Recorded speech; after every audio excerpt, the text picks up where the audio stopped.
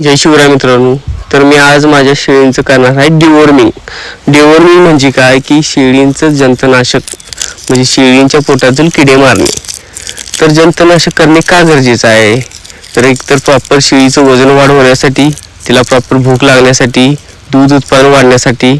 तर शेळीचं जर तुम्ही जंतुनाशक नाही केलं तर शेळीचं लक्षण तर शेळी काय होते, तुम्ही जंतुनाशक नाही केलं तर तिची प्रॉपर वजन वाढ होत नाही, तिला प्रॉपर भूक लागत नाही, तिला म्हणजे पाहिजे तशी लव येत नाही अंगावरती. त्यानंतर ती जी शी करते ती लेंड्यासारखी शी नसून ते एक प्रकारे घट्ट पातळ शी असते. म्हणून शेळीचे डिवॉर्मिंग करणे अत्यंत गरजेचं आहे. तर डिवॉर्मिंग कधी करायचं तर पिल्लाला जास्तीत जास्त पिल्लं जन्मल्यानंतर 20 ते 25 दिवसानंतर डिवॉर्मिंग करणे गरजेचं आहे. पण त्याच्या तब्येतीनुसार त्याची प्रॉपर खणखणीत जर असेल तर 20 ते 25 दिवसानंतर डिवॉर्मिंग करू शकता, नाहीतर महिना दीड महिन्यानंतर केलं तरी चालते. तर आता मी डिवॉर्मिंग करणार आहे शेळींचं, करडांचं. तर पहिला डिवॉर्मिंग करते वेळी सकाळी पहाटे डिवॉर्मिंग करणे गरजेचं आहे अनुस्फुटी, कारण शेळीने कुठली गोष्ट खाल्लेली नसावी. आणि जेव्हा मी डिवॉर्मिंग करतोय त्यानंतर पण तिने 3 तास काही खाल्लेलं नसावं. तर अशा प्रकारे मी डिवॉर्मिंग करणार आहे बघा. अलगद तिची मान उचलायची. त्यानंतर पहिला तिला थोडीशी तोंडात चव द्यायची. चव दिल्यानंतर प्रॉपर अशा प्रकारे चव द्यायची. त्यानंतर थोडं औषध तिला सोडायचं. एकदम नाही सोडायचं, एकदम सोडलं तर ते धड ती तोंडातून बाहेर काढणार. त्यामुळे असं डिवॉर्मिंग करायचं. अशा प्रकारे मी इंजेक्शन घेतलेलं आहे. त्यामध्ये मी करडाना जी डिवॉर्मिंगसाठी हे घेतले ती मी 5 ml घेतले. म्हणजे वजनानुसार तुम्ही 10 किलोला 3 मिली असे घेऊ शकताय. तर मी प्रॉपर करडासाठी 4 मिली 5 मिली त्याच्या वजनानुसार घेतले. आणि जी माझ्याकडे मोठी पालवी आहेत त्यांना 6 ml वगैरे असं डिवॉर्मिंग करतोय. त्या अशा प्रकारे मी बघा हे पालवा आहे. अशा प्रकारे मी जी मान वरती करतोय आणि थोडंसं पहिला त्याला जिभेवरती त्याची चव देतोय. चव दिल्यानंतर बघा हळूहळू त्यानंतर औषध सोडते. मान थोडी वरतीच धरतोय, कारण खाली धरली तर ती खाली औषध तोंडातून सोडणार. अशा प्रकारे मी डिवॉर्मिंग करतोय. तर डिवॉर्मिंग करणे खरंच खूप गरजेचं आहे. डिवॉर्मिंग नंतर आपले यांची प्रॉपर वजन वाढ होऊ शकते. जंतुनाशक गाभण शेळीला करायचं नाही, कारण गाभण शेळीला जंतुनाशक औषध चालत नाही. तर माझ्याकडे पण 2 शेळ्या आहेत, त्यांना मी सोडून बाकी सगळं करडासनी पालव्यासनी जंतुनाशक करतोय. आणि जंतुनाशकवरती अनेक प्रश्न की समजा तुमचं जंतुनाशक औषध प्रमाणापेक्षा थोडंफार जास्त गेलं तर बाकी असा काही इफेक्ट होत नाही.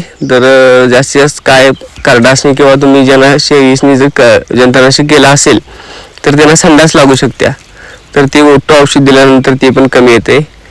आणि प्रमाण हे कसं ठेवायचं, 10 किलो जर समजा तुमचं करडा असेल तर त्याला 3 मिली 2 किंवा 3 मिली अशा प्रकारे तुम्ही प्रमाण ठेवू शकते. म्हणजे एक अंदाज वजनानुसार तुम्ही तुमच्या करडासनी शेळीसनी जंतुनाशक करू शकताय.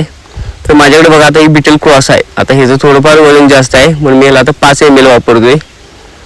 तर अशा प्रकारे वजनानुसार आपण त्याला जंतुनाशक करायचं आहे.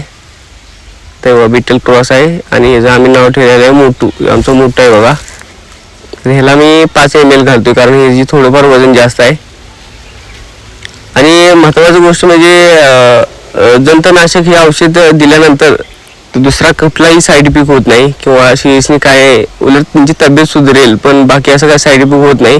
आणि जरी तुमचं प्रमाण थोडंफार जास्त झालं कमी झालं तर काय विषय नाही, जास्त झालं तर जास्तीत जास्त संडासला लागू शकते. ते पण उठू औषध दिल्यानंतर कव्हर होते.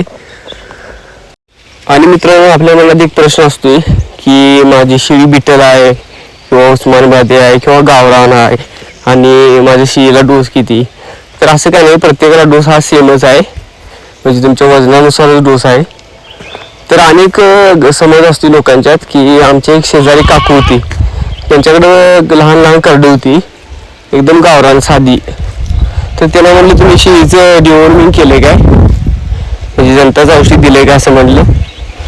नंतर त्यांचं म्हणणं काय की आमची शेळ्या जवार आहेत, म्हणजे एकदम साधे गावरान आहेत आणि त्याला काय द्यायची गरज नाही.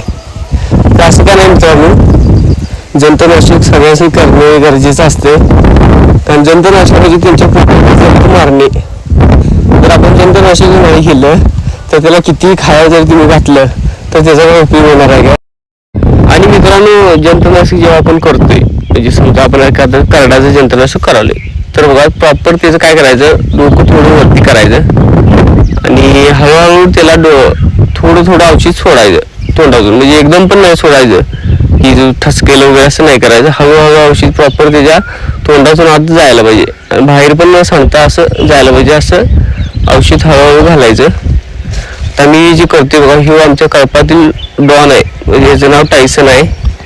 तर हा असा डॉन आहे की कुणालाच ऐकत नाही. तर हे जर मी आज जंतुनाशक घालतो याला, तर अशा प्रकारे तुम्ही जर त्याला दोन्ही पायाच्या मध्ये धरलं आणि वरती डोकं केलं तर काय अडचण नाही. किती जरी वांड असेल तर ते त्याला प्यावंच लागतं, कारण आपली जी पकड असते ती मजबूत असल्यामुळं त्याकडे पर्याय नसतोय.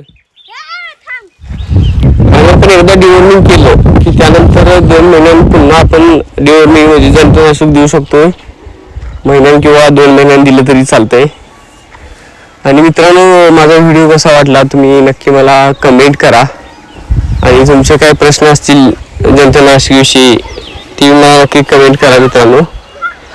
आणि माझ्या चॅनलला सबस्क्राईब, लाईक, शेअर करा, कारण मी जेवढे शेळी पालनाविषयी रिलेटेड व्हिडिओ आहेत ते मी तुमच्याशी शेअर करण्याचा प्रयत्न करतोय. जय शिवराय मित्रांनो.